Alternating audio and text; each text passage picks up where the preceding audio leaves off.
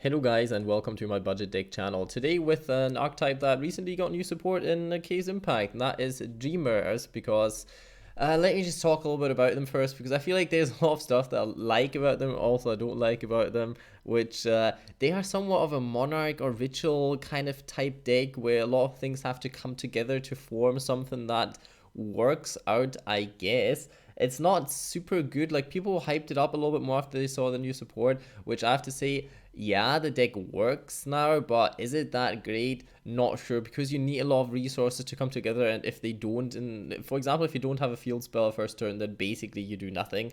That's kind of a problem of the deck. Other than that, I will in this deck profile talk about why I chose which card, why I chose the ratio of the card, and I will explain what other cards you can choose, what other cards you could put into the deck, why I don't put them in the deck, and other than that, I feel like that version worked best for me as a budget version. Obviously, Pot of Extravagance and those kind of things you can play in the deck, which would make the deck probably a little bit more consistent.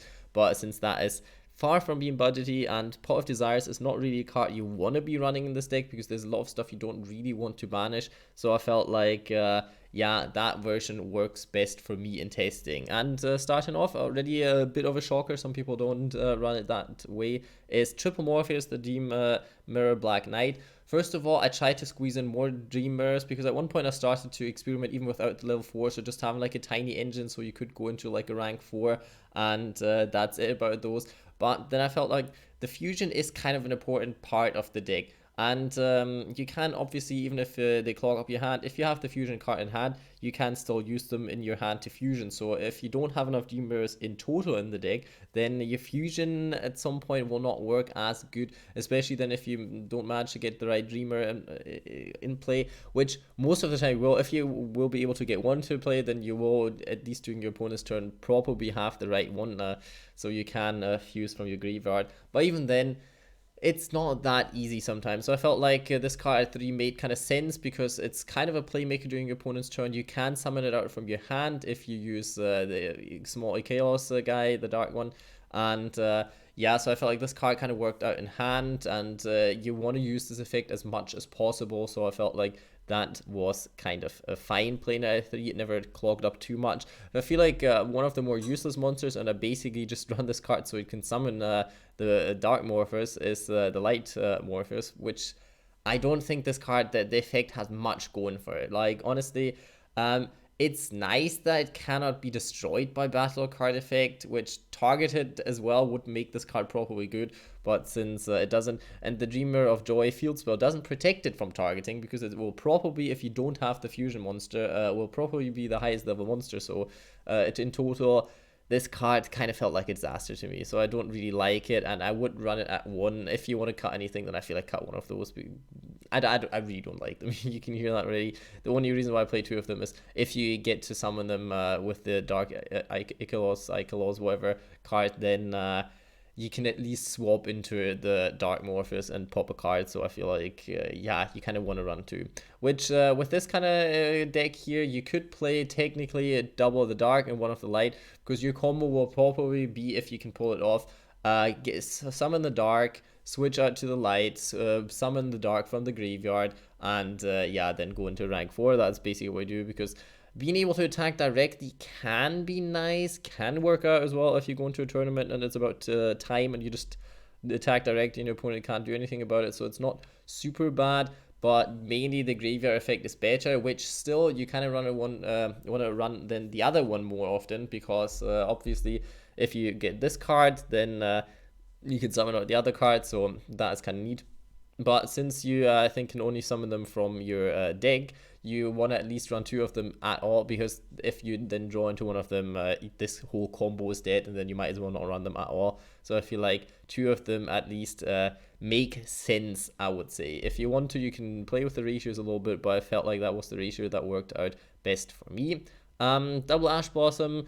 Triple is probably too much because you already brick kind of a lot, and if you then draw 2 of them, it's going to be a real disaster. 2 of them is fine. You could play Nibiru, you could play anything else, but since it's a go first deck, I felt like Ash Blossom works the best, and you can always switch it out for side deck cards. So I feel like the card kind of adds to the deck profile, but Effect Veiler or whatever is probably as fine.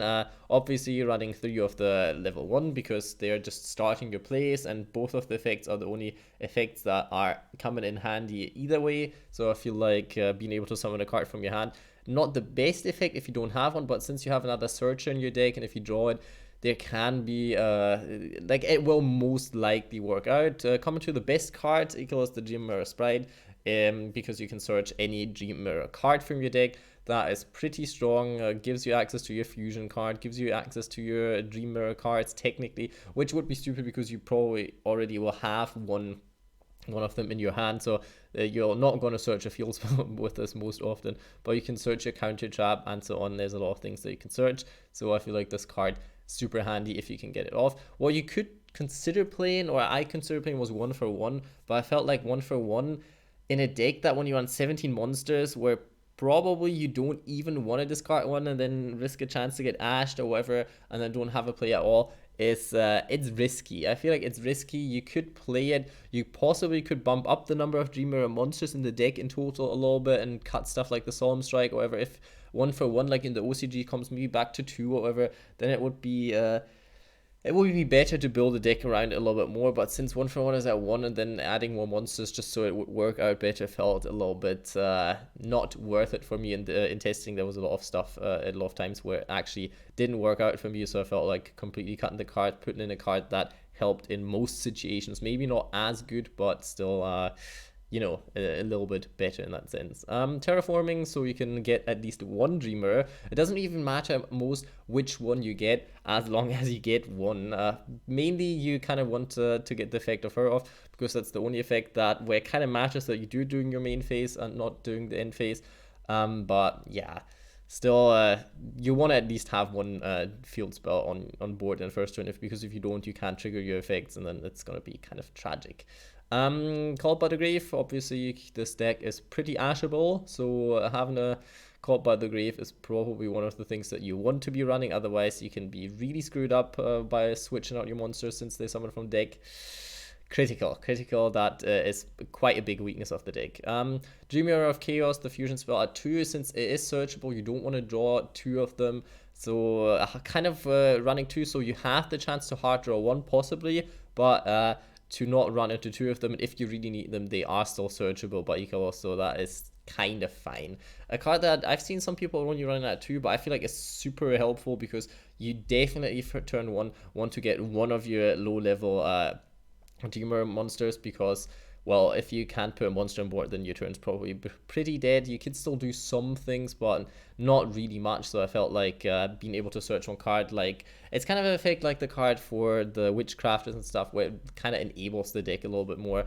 It's Ghost Ogreable, so I don't know, they had to make it a continuous spell card.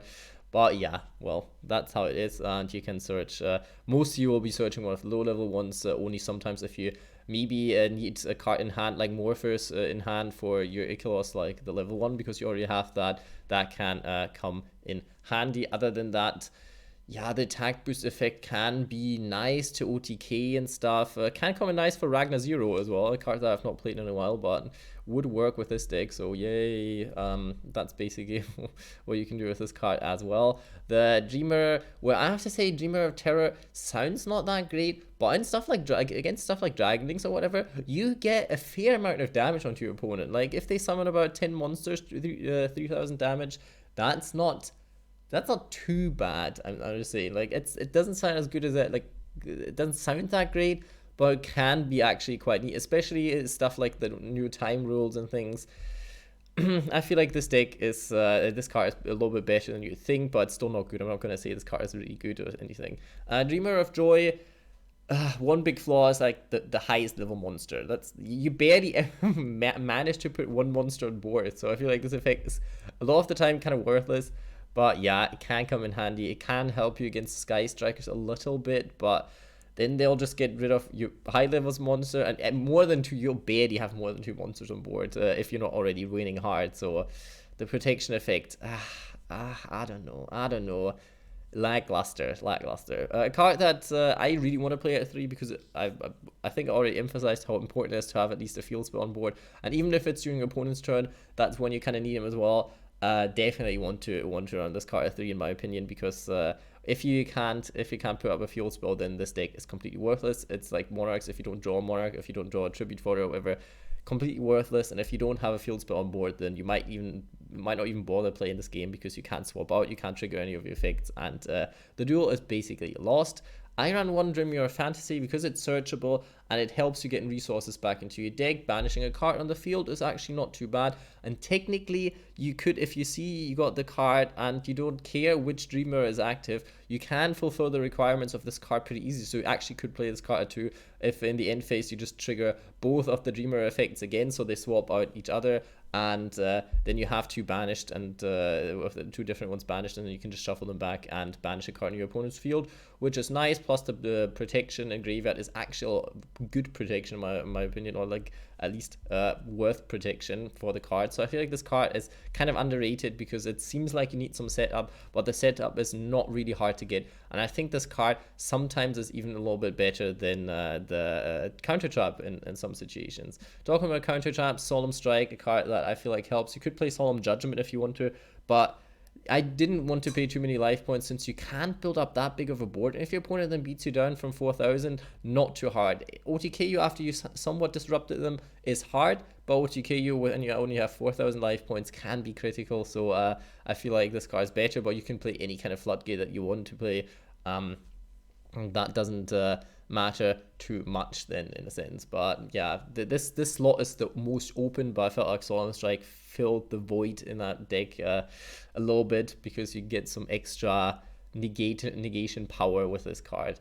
Another card that I chose to do it 2, you could play it at 3, but if you then draw again 3 of them, then you have another card that's useless in your hand, because you can only activate the card once per turn, and it's not that stressful. So rather you have like one Solemn Strike and one of those, rather than drawing 2 of those and can only activate one of them.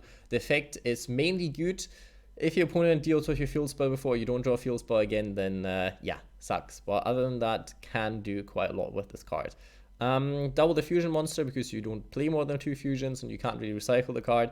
So why would you play more than 2? It's probably only gonna come up once. You can make it come up twice since it is searchable and this kind of thing. So the card is really great if you get it out, but you need a lot of setup. You mainly want to use it with using monsters from your graveyard, because other than that, yeah, from your hand works, but you know, the miracle fusion type things are always a little bit better. So that's that. And you can summon one monster from your graveyard if the card is destroyed by an opponent's card. That's, at least the field would have been better, but well, you're not getting much out of this archetype, I feel like.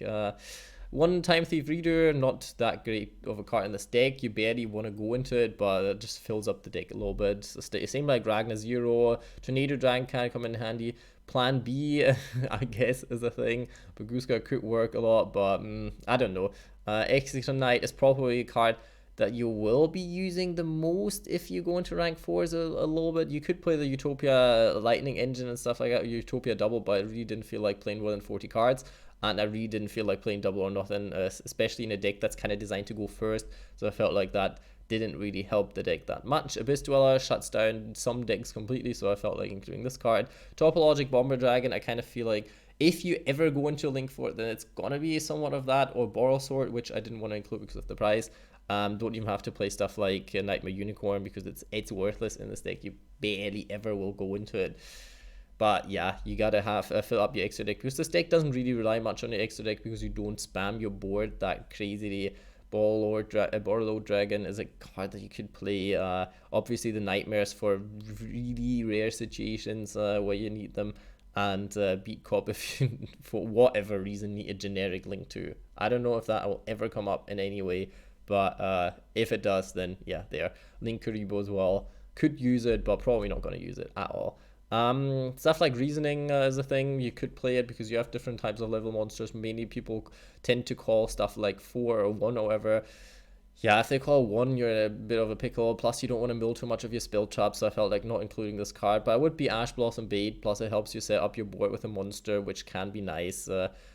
I could see this card seen play in this deck, but you don't have to. Monster Reborn, a card that can be nice if you get the setup. It kind of extends your plays by a little bit in your opponent's turn, so this card is a card that would be worth playing.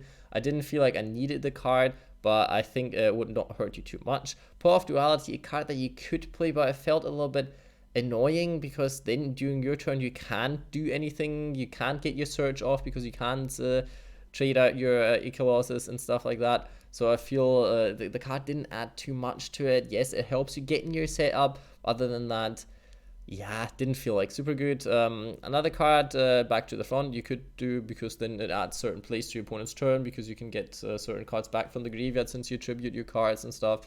That isn't too bad. Triple Solemn Strike. There's things you can play, but I feel like this, the deck worked the best for me. You have to decide that for yourself. Let me know in the comments if you find some spicy tech cards for this deck that really break the ceiling of this. But I feel like since you need a lot of setup for this deck, there's not a lot of room for tech cards around the cards. You could play some chaos cards like Black Luster Soldier or whatsoever.